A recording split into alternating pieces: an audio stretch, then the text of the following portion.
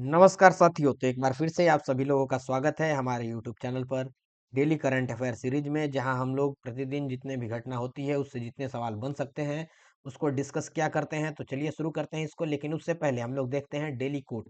तो आज का कोट क्या है, देखिए बहुत इंपॉर्टेंट है। क्या है? अगर आप अपने आप पर विश्वास करें तो आप कुछ भी कर सकते हैं।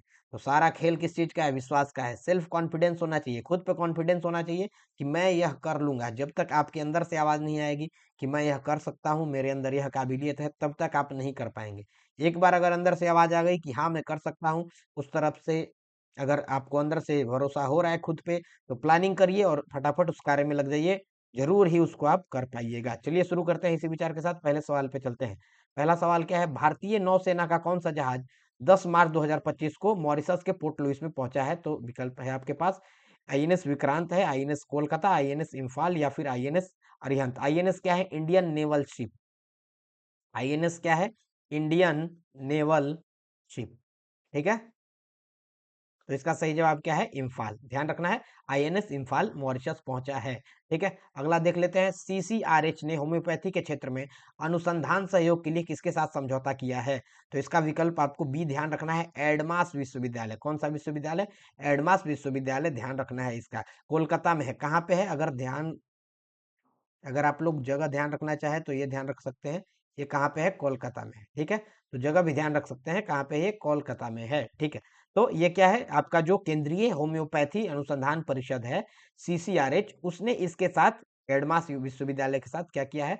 समझौते पे हस्ताक्षर किया है कि हम लोग रिसर्च साथ में करेंगे। ठीक है, तो रिसर्च को बढ़ावा देने के लिए, रिसर्च को क्या करना है? बढ़ावा देने के लिए किया जा रहा है। आर एंड डी के पर्पज से ये सारा का सारा चीज किया जा रहा है, रिसर्च एंड डेवलपमेंट के हिसाब से। चलते हैं अगले सवाल की ओर। अगला सवाल देख लेते हैं। गरिमेला बालकृष्ण प्रसाद जो है किस तरह के संगीत से प्रसिद्ध है? किस तरह के संगीत से ये जाने जाते हैं? मलयाली संगीत, कर्नाटक संगीत, पॉप संगीत या फिर जैज संगीत? ठीक है, तो इसका सही जवाब क्या है? इसका सही जवाब है कर्नाटक संगीत। ठीक है, तो हाल ही में इनका निधन हुआ है, 76 वर्ष की आयु में इनका निधन हो चुका। कर्नाटक और भक्ति संगीत में दुनिया भर में प्रसिद्ध थे। ये इनकी तस्वीर लगी हुई है, तो तस्वीर से भी कभी सवाल आए तो ये भी आप लोग बता सकते हैं। ठीक है, चलते हैं अगले सवाल की ओर। अगला सवाल देख लेते हैं हम लोग। किसे हिंदुस्तान पेट्रोलियम कॉरपोरेशन लिमिटेड जो है, एचपीसीएल, इसका चेयरमैन नियुक्त किया गया है? चेयरमैन के साथ साथ इन्हें सीएमडी भी नियुक्त किया गया है, प्रबंधक, प्रबंध निदेशक। ठीक है, डायरेक्टर। ठीक है, तो विकल्प है आपके पास, मुकुल कुमार, विकास कौशल या फिर अमिताभ कांत या फिर सुनील शर्मा।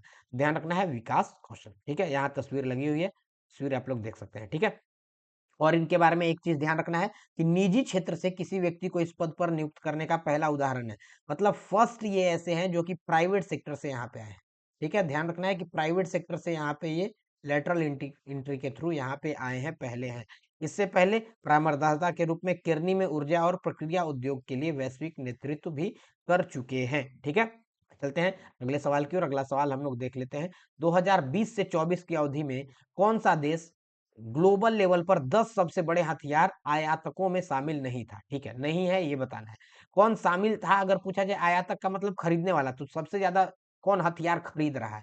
तो युद्ध चल रहा है यूक्रेन में, तो यूक्रेन सबसे ज्यादा हथियार खरीद रहा है।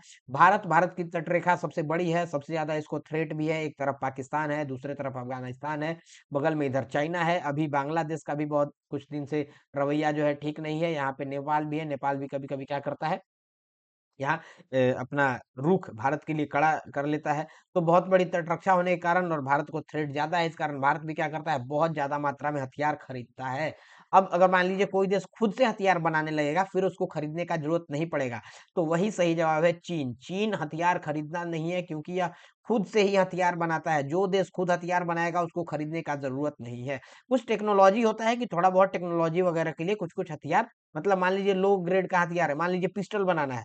मान लीजिए आपके यहाँ बिहार पुलिस है, बिहार पुलिस के लिए अगर राइफल बनाना है और आपके यहाँ फैक्ट्री है मिसाइल बनाने का, ड्रोन बनाने का, ठीक है, इस तरह का हाईटेक है, तो आप पिस्टल बनाने के लिए पूरा फैक्ट्री नहीं डालिए, क्या करिएगा, किसी दूसरे देश से पिस्टल आप खरीद लीजिएगा कुछ खर्चा में, और बाकी अपना उसी पैसा से क्या कर सकते हैं, मिसाइल बेच के उतना पैसा कमा लिए। ठीक है, तो छोटा मोटा हथियार खरीदता है, जिस तरह से यूएसए भी कुछ हथियार खरीदता है, लेकिन बहुत छोटा मोटा। ठीक है, कतर भी बहुत ज्यादा हथियार खरीदता है, सऊदी अरब, पाकिस्तान, पाकिस्तान तो साथ में है ही, पाकिस्तान खरीदेगा ही, भारत का देखा इसकी करता है बस। ठीक है। तो 2020-24 में सबसे ज्यादा हथियार खरीदा गया है। अगर एशिया में देखा जाए तो भारत के द्वारा, फिर पाकिस्तान है, फिर जापान है, फिर ऑस्ट्रेलिया है। जापान को हमेशा खतरा रहता है किससे? चीन से। और साथ ही साथ कोरिया, आपको पता होगा कोरिया बगल में बैठा हुआ रहता है, कोरिया धमकी देते रहता है, तो उससे खतरा है। और ऑस्ट्रेलिया ने भी सबसे ज्यादा आयात किया है। चलते हैं अगले सवाल की ओर। अगला सवाल देख लेते हैं। किस भारतीय टेबल टेनिस खिलाड़ी ने संन्यास की घोषणा की है? घोषणा की है, अभी इन्होंने संन्यास लिया नहीं है। संन्यास ये कब लेंगे? 25 से 30, 25 से 30 मार्च तक इनका एक टूर्नामेंट है।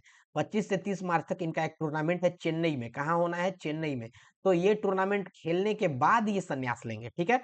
तो विकल्प है आपके पास साथियान, गणा शेखरन, या फिर मनिका बत्रा, या फिर शरत कमल, या फिर हरमीत देसाई। तो सही जवाब है शरत कमल, ठीक है। तो शरत कमल भारत के दिग्गज टेबल टेनिस खिलाड़ी हैं, और ये अब क्या करने वाले हैं? संन्यास की घोषणा कर चुके हैं, संन्यास लेने वाले हैं। आखिरी टूर्नामेंट जो ये अपना खेलेंगे चेन्नई के नेहरू इंडोर स्टेडियम में 25 से 30 मार्च तक ये होने वाला है। WTT स्टार कंटेंडर प्रतियोगिता होगी, उसके बाद ये लोग संन्यास ले लेंगे। चलते हैं अगले सवाल की ओर। अगला सवाल है, किस राज्य सरकार ने मुख्यमंत्री युवा स्वरोजगार योजना की शुरुआत की है? स्वरोजगार युवाओं के लिए स्वरोजगार, खुद से ही सेल्फ यहाँ पे एम्प्लॉयमेंट जनरेट करना है। यूपी, सही जवाब क्या है? यूपी, बस ध्यान रखिएगा, यूपी, यूपी के द्वारा किया गया है। यूपी के मुख्यमंत्री हैं माननीय मुख्यमंत्री योगी आदित्यनाथ, इनके द्वारा किया गया है। दरअसल राज्य सरकार ने यह योजना उद्यम क्षेत्र में युवाओं को सशक्त बनाने के लिए शुरू की है। नाम क्या दिया गया है? नाम ध्यान रखिएगा, अगर मान लीजिए ये योजना नहीं आया तो नाम से भी पूछ सकता है, मुख्यमंत्री युवा उद्यमी विकास अभियान। तो ये अभियान का नाम दिया गया है इसको, ठीक है। चलते हैं अगले सवाल की ओर। अगला सवाल हमारे पास है, भारत ने किस देश के साथ डिजिटल पेमेंट पार्टनरशिप समझौता पर हस्ताक्षर किया है? किस देश के साथ digital payment? Digital payment UPI, Bharat का क्या है? अपना यूपीआई है। भारत का यूपीआई पूरे विश्व में डंका बजाता है, ठीक है। बहुत ही इंपॉर्टेंट है, यूपीआई के बारे में जरूर ध्यान रखिएगा आप लोग, ठीक है। यूपीआई से रिलेटेड अभी बहुत सारा इसमें क्या होना है, बहुत सारे समझौते अलग अलग देशों के साथ होने हैं। तो सही जवाब इसका क्या है? यूएई। यूएई जो है यूनाइटेड अरब एमिरेट्स, ठीक है। अगर हिंदी में देखें तो संयुक्त अरब अमीरात के साथ यहाँ जो है बहुत सारा समझौता हुआ, द्विपक्षीय वार्ता हुआ, उसमें कई विषय पर चर्चा किया गया, जैसे कि निवेश अनुवर्धन, निवेश को कैसे बढ़ाया जाए, बंदरगाह और अवसंरचना विकास, कि पोर्ट किस तरह से डेवलप किया जाए, साथ ही साथ बिजली व्यापार के ऊपर, बिजली ऊर्जा के लिए भारत जो है जो मिडिल ईस्ट पे पूरी तरह से डिपेंडेंट है, आप लोग को पता होगा। यूपीआई, ध्यान रखना आप लोग को, यूपीआई, यूपीआई ही डिजिटल पेमेंट पार्टनरशिप में यूज किया जाता है। क्रेडिट और डेबिट कार्ड जो है ये तो यूएसए जो है उधर का देन है, लेकिन हम लोग का देन क्या है? यूपीआई, ठीक है। तो यहाँ पे यूएई के साथ समझौता हो चुका है, ये हाल ही में। अब क्या करेगा? इसको शुरू करेगा सेवा भारत, और वहां पे यूपीआई अब वहां पर भी चलेगा, मतलब यहाँ से जाइए वहां पे सीधे पे कर लीजिए, कोई दिक्कत नहीं है, ठीक है। चलते हैं अगले सवाल की ओर। टाइम्स हायर एजुकेशन रैंकिंग 2025 जो कि टाइम्स मैगजीन के द्वारा लाया गया है, इसमें बताना है कि भारत का कौन सा विश्वविद्यालय जो है शीर्ष 100 में, मतलब टॉप 100 में है, ठीक है। तो टॉप 100 में बताना है कि कौन सा है। तो विकल्प आपके पास है आईआईटी, आईआईटी सबसे पहले दिल्ली है, बॉम्बे है, या फिर आईआईएससी, ठीक है, भारतीय विज्ञान संस्थान, Indian institute of science, IISc भी इसको बोलते हैं, ध्यान रखिएगा आप लोग, आईआईएससी, एससी मतलब साइंस, ठीक है। तो ये बेंगलुरु या फिर जेएनयू नई दिल्ली। तो इसका सही जवाब क्या है? आईआईएससी बेंगलुरु। देखिए बेंगलुरु का यहाँ सबसे ऊपर रैंकिंग है, उसके बाद अन्ना यूनिवर्सिटी है, उसके बाद महात्मा गांधी यूनिवर्सिटी है, उसके बाद सविता है, शूलिनी है, Indian institute of technology Indore को भी जगह मिला है 500 से 600 रैंकिंग के बीच में। जामिया मिलिया इस्लामिया जो नई दिल्ली का है वो 500 से 600 में है। उसके बाद अलीगढ़ 600 से 800, पहले भी 600 से 800 में ही था। अगर देखा जाए पूरे वर्ल्ड में सबसे टॉप कौन सा है हायर एजुकेशन के लिए, तो सबसे ऊपर है ऑक्सफोर्ड, उसके बाद है मैसाचुसेट्स जो कैम्ब्रिज है, उसके बाद फिर हार्वर्ड, उसके बाद फिर प्रिंसटन है, कैम्ब्रिज है, स्टैनफोर्ड है, या फिर उसके बाद जो स्टैनफोर्ड ये भी यूएस का है, ध्यान रखना है यूएस का ज्यादातर यहाँ पे है। ऑक्सफोर्ड यहाँ जो है ऑक्सफोर्ड है यूके का, यूके आप लोग को पता होगा इंग्लैंड, यूके कौन सा देश है? इंग्लैंड, यही ऑक्सफोर्ड है जहाँ न्यूटन थे, न्यूटन वाला ही है, ठीक है। उसके बाद कैलिफोर्निया है, यूनिवर्सिटी ऑफ कैलिफोर्निया बर्कले का, उसके बाद इंपीरियल है, बहुत सारा है, ठीक है। तो भारत में इसमें अगर देखा जाए तो आईआईएससी बेंगलुरु का रैंकिंग सबसे ऊपर है, ठीक है। चलते हैं अगले सवाल को देख लेते हैं। भारतीय संसद के बजट सत्र का दूसरा भाग कब शुरू होगा? कब शुरू होगा और कब तक चलेगा ये पूरा देख लीजिए। 10 मार्च, ध्यान रखना है आप लोग को डेट, 10 मार्च से लेकर के 4 4 अप्रैल, ठीक है, ध्यान रखना है 10 मार्च से 4 अप्रैल तक दूसरा भाग यहाँ पे चलने वाला है। तो ये सही जवाब क्या है? 10 मार्च। ठीक है, चलते हैं अगले सवाल की ओर। अगला सवाल देख लेते हैं। CISF, ठीक है, जो इंडस्ट्रियल सिक्योरिटी फोर्स है, जो इंडस्ट्रियल सिक्योरिटी फोर्स है, अगर हिंदी में बोले तो औद्योगिक सुरक्षा बल, इसका स्थापना दिवस प्रति वर्ष जो है कब मनाया जाता है, किस दिन, डेट बताना है आपको। तो 26 जनवरी है, 15 अगस्त, 10 मार्च या फिर 2 अक्टूबर। तो सही जवाब क्या है? 10 मार्च। ठीक है, 10 मार्च यहाँ देखिए तस्वीर में भी बना हुआ है। इसका क्या है? इसका स्थापना का उपलक्ष्य में इसको पूरे देश में मनाया जाता है। क्या करता है ये? महत्वपूर्ण बुनियादी ढांचे की रक्षा करता है और जो सार्वजनिक सुरक्षा है उसको सुनिश्चित करता है। ठीक है, चलते हैं। आप लोग अगर दिल्ली में गए होंगे तो दिल्ली वगैरह में आपको पता होगा बहुत सारा जितना भी इंडस्ट्रियल जोन है, हर जगह सीआईएसएफ के लोग क्या करते हैं, वहां पे पहरेदारी करते रहते हैं, सुरक्षा प्रोवाइड करते हैं। चलते हैं अगले सवाल को देख लेते हैं। भारतीय बैंक संघ के मुख्य कार्यकारी अधिकारी के रूप में किसने कार्यभार संभाला है? तो बताना है, विकल्प आपके पास है अभिमन्यु सिंह, रोशनी नादर, राजीव कुमार या फिर अतुल कुमार गोयल। तो सही जवाब, इसका ध्यान रखिएगा आप लोग, अतुल कुमार गोयल। यहाँ तस्वीर लगी हुई है, तस्वीर से आप लोग देख सकते हैं। भारतीय बैंक संघ जो है IBA, ठीक है, Indian bank association, Indian bank association जो है, इसके मुख्य कार्यकारी के रूप में इनको यहाँ ये पद जो है दिया गया है, कार्यभार सौंपा गया है। इससे पहले ये क्या है? पीएनबी में काम कर चुके हैं, यूको बैंक में कर चुके हैं, यूनियन बैंक ऑफ इंडिया में कर चुके हैं, इलाहाबाद में कर चुके हैं जो कि अब इंडियन बैंक है। तो इस तरह से बहुत सारे बैंक में कर चुके हैं। सीए हैं, बहुत ही अनुभवी चार्टर्ड अकाउंटेंट है, तो इनको यह बड़ी जिम्मेवारी सौंपी गई है। चलते हैं अगले सवाल की ओर। अगला सवाल देख लेते हैं। वाराणसी में विकसित किया जा रहा है अत्याधुनिक मल्टी मॉडल लॉजिस्टिक पार्क। जो मल्टी मॉडल लॉजिस्टिक पार्क किया जा रहा है, यह किन दो संस्थाओं के संयुक्त प्रयास से डेवलप किया जा रहा है? तो दो संस्था बताना है जिसके एक दूसरे के साथ संयुक्त प्रयास चल रहा है, उसके द्वारा यह डेवलप किया जा रहा है। तो बताना है कौन कौन सा है। तो इसमें देखिए, यहाँ मैंने विकल्प तो अलग अलग बना रखे हैं, लेकिन आपको ध्यान रखना है, वो विकल्प मैं टिक कर देता हूँ। विकल्प बी आपको ध्यान रखना है, कौन कौन सा है? राष्ट्रीय राजमार्ग लॉजिस्टिक प्रबंधन लिमिटेड एक संस्था है, और दूसरी संस्था है भारतीय अंतर्देशीय जलमार्ग प्राधिकरण। ठीक है, तो इन दोनों के सहयोग से, इन दोनों का जो है ज्वाइंट ज्वाइंट यहाँ पे क्या चल रहा है? डेवलपमेंट चल रहा है, और इसके द्वारा डेवलप किया जा रहा है। लगभग लगभग 150 एकड़ में फैला हुआ है, ध्यान रखिएगा। अगर यहाँ पे आप जाना चाहते हैं, जुड़ना चाहते हैं, तो NH7 पकड़िए। ठीक है, NH7 के नजदीक है, लगभग 1.5 किलोमीटर के आसपास है। तो NH7 से आप लोग इससे जुड़ सकते हैं, फटाफट यहाँ जा सकते हैं। ठीक है, चलते हैं अगले सवाल की ओर। अगला सवाल देख लेते हैं हम लोग। हाल ही में सज्जनगढ़ अभयारण्य चर्चा में रहा है, किस राज्य में स्थित है? सज्जनगढ़, सज्जनगढ़, यहाँ तस्वीर देखिए तो आप लोग फटाफट जान जाइएगा। तस्वीर है वन्य जीव अभयारण्य सज्जनगढ़, उदयपुर। उदयपुर कहाँ है? राजस्थान। उदयपुर का जैसे ही नाम आया तो आप लोग राजस्थान तो समझ ही सकते हैं। यहाँ जो पहाड़ी है, यहाँ देख सकते हैं, ये कौन सा है? ये इसके बारे में भी ध्यान रखना है, अरावली, अरावली, अरावली पर्वत श्रृंखला। तो अरावली पर्वत श्रृंखला के अंदर ही यह है, ये भी ध्यान रख लीजिएगा आप लोग। सज्जनगढ़, ठीक है। यहाँ क्या हुआ था? हाल ही में आग लग गया था, जंगल में क्या लग गया था? आग लग गया था। ठीक है, चलते हैं अगले सवाल की ओर। अगला सवाल देख लेते हैं हम लोग। किस भारतीय टेलीकॉम कंपनी ने हाई स्पीड इंटरनेट के लिए स्पेसएक्स, स्पेसएक्स कंपनी कहाँ का है? ध्यान रखना है, यूएसए का कंपनी है स्पेसएक्स। ठीक है, स्पेसएक्स जो है ये इसके साथ समझौता किया है। स्टारलिंक, स्टारलिंक इनका जो प्लेटफॉर्म है, इसके साथ जुड़ना है। इसके मालिक को आप लोग जानते होंगे, एलॉन मस्क, एलॉन मस्क को जानते होंगे। एलॉन मस्क जो है ट्रंप को चलाने वाले, ठीक है, ट्रंप को चला रहे हैं, ट्रंप का दिमाग में यही घुसे हुए हैं, जैसे जैसे बोलते हैं ट्रंप वैसे वैसे चलते हैं।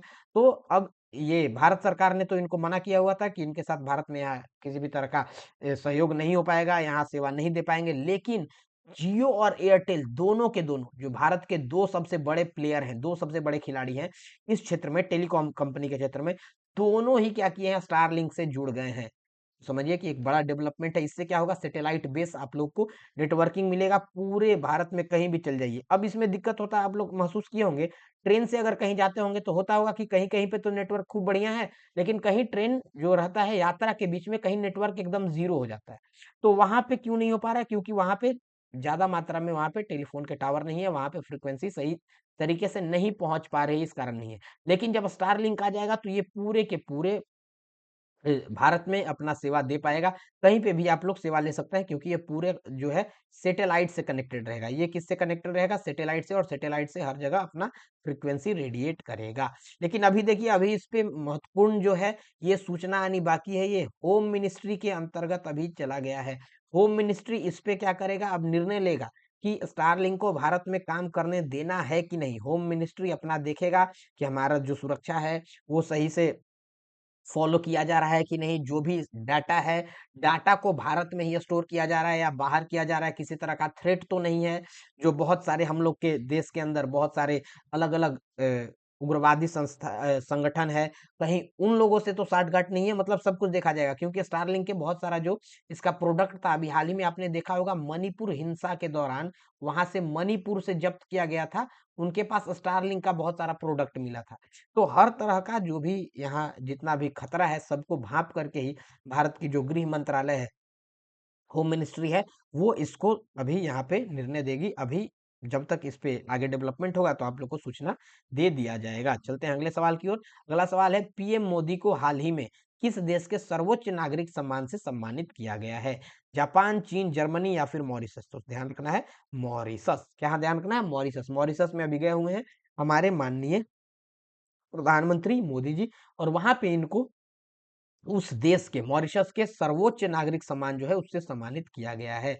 इनको grand commander of the order of the star and की ऑफ द इंडियन ओशन से सम्मानित किया गया है। अब देखिए इस तरह के अवार्ड लेने वाली ये फर्स्ट इंडियन है, ये भी ध्यान रखना है, फर्स्ट इंडियन है जिनको मॉरिशस के सबसे बड़े सम्मान से सम्मानित किया गया, ये भी ध्यान रखना है। ठीक है साथियों, तो इसी के साथ जितने भी सवाल बन सकते थे, 2 दिनों के जितने भी करंट अफेयर सवाल बन सकते थे, जो एग्जाम में आ सकते थे, जो इंपॉर्टेंट थे, वो सारा हम लोगों ने डिस्कस कर लिया है। अब आप लोगों की बारी है, 1 सेकंड का समय लगेगा, वीडियो को लाइक कर दीजिए, अपने मित्रों के साथ कर दीजिए शेयर, ताकि उन लोगों तक भी ये करंट अफेयर्स पहुंच सके।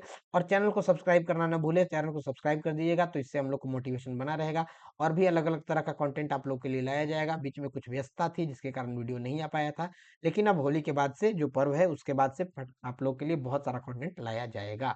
और चैनल को सब्सक्राइब करने के बाद ये बेल आइकन जरूर दबा दीजिए। बेल आइकन दबाने से क्या होता है कि जो भी वीडियो आएगा उसका नोटिफिकेशन आप लोगों तक तुरंत ही पहुंच जाएगा। ठीक है, इसी के साथ इस सेशन को यहाँ समाप्त करते हैं। जुड़े रहें हम हमारे साथ, प्यार देते रहें, पढ़ते रहें, स्वस्थ रहें, मस्त रहें। तब तक के लिए जय हिंद, जय भारत।